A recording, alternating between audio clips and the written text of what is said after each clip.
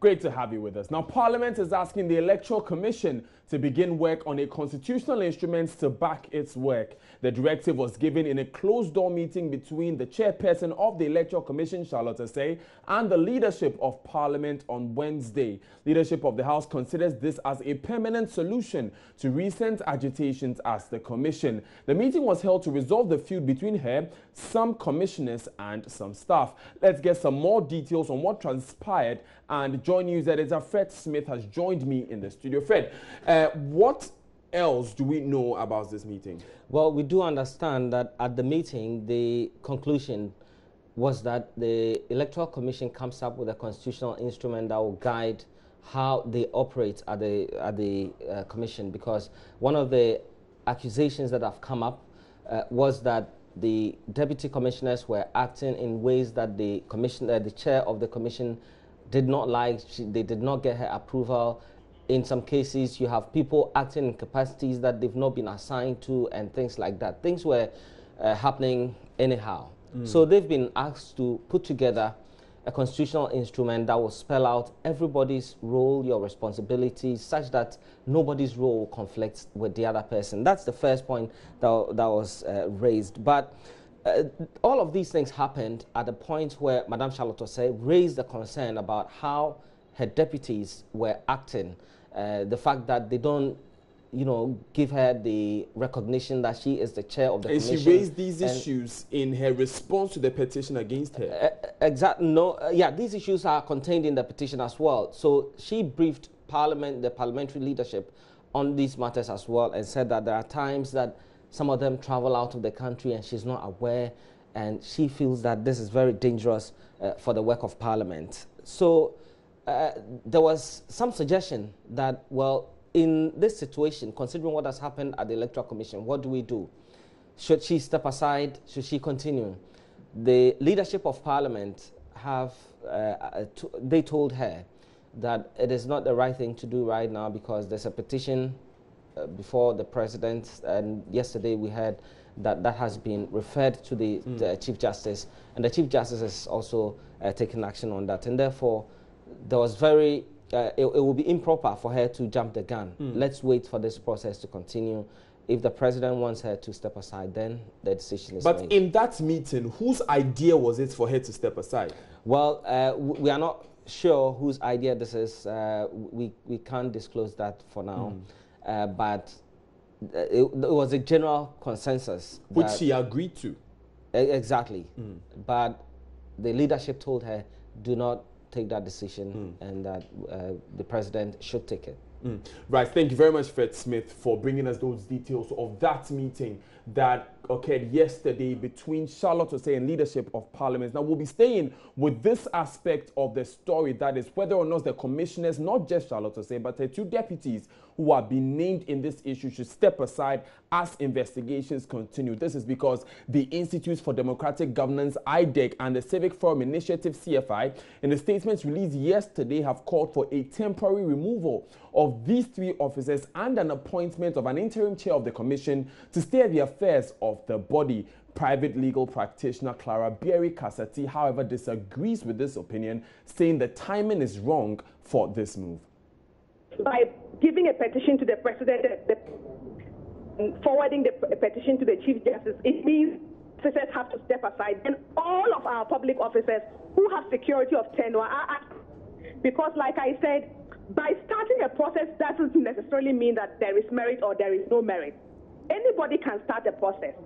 If we're going to adopt that approach, is that if for any reason I do not want a particular office holder to be in office, I just start a process. And once I start the process, the President has to give it to the Chief Justice.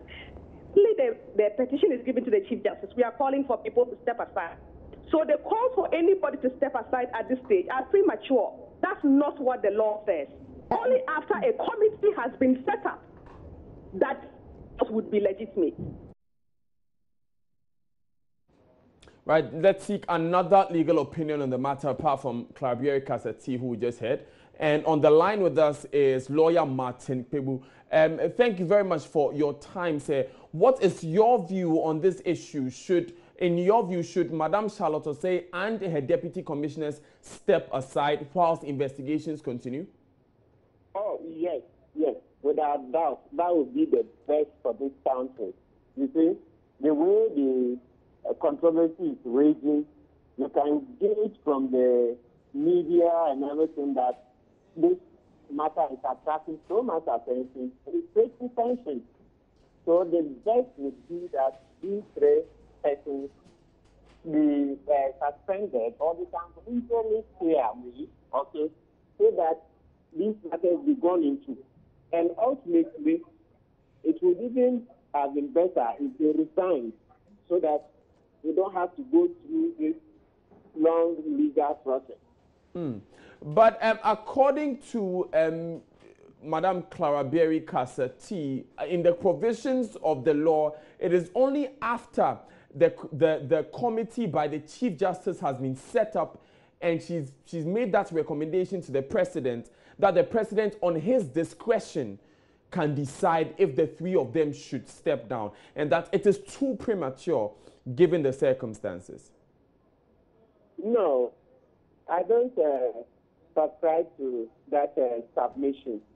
That's not my understanding of the provision. Okay?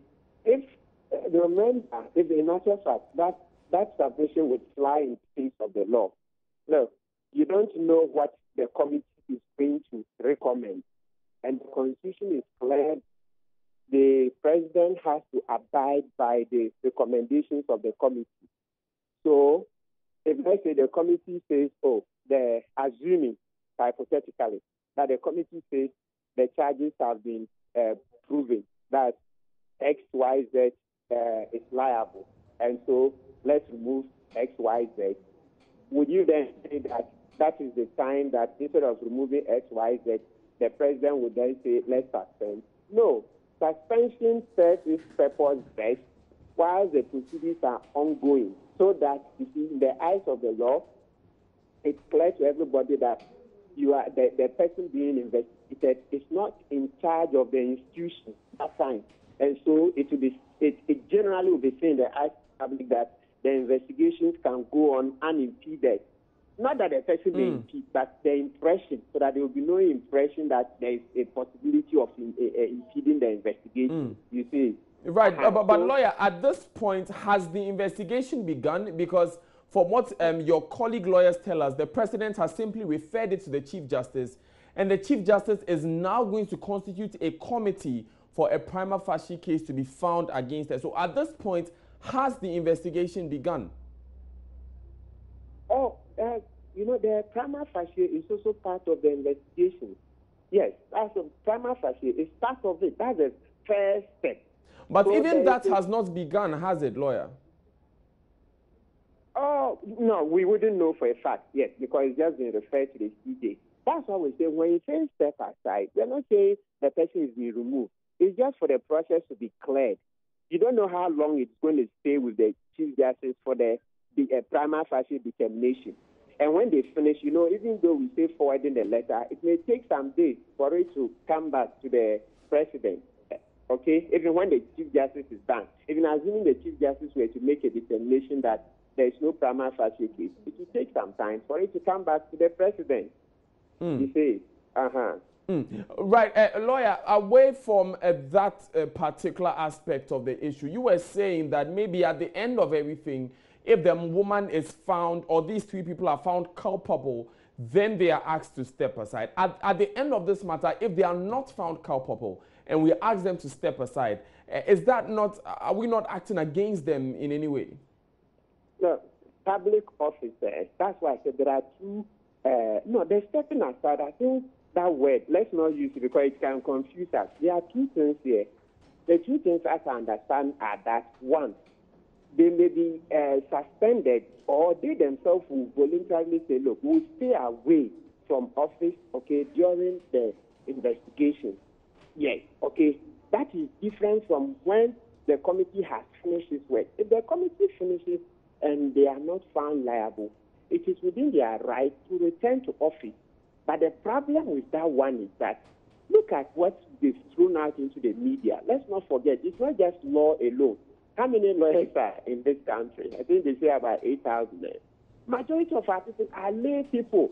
You think these allegations that have gone into the minds of the majority of our people who are lay and will not have time? Yes, huh? Listen, who have to finish, they won't have time to be able to do this analysis that we want to do, okay? So generally, you look at what will help the majority. Majority, once they've heard, you look at the allegations. I don't want to go into them because they may say as allegations now, but they are so expensive.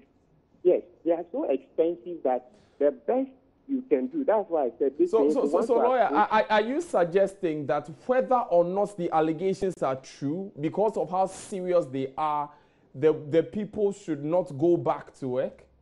Oh, yes, that is definitely, yes. You've captured my thoughts very well. Look, there are some matters when they cause extensive damage, the best thing is to leave that office. That's the best thing. You can resign. But lawyer, that goes back to a point that Clara Berry Kasati made, that if I have a problem with any person in public office, all I need to do then is make serious allegations against them, expecting that whether or not these allegations are true, the persons will be asked to step aside, and in some cases, they may never go back to work.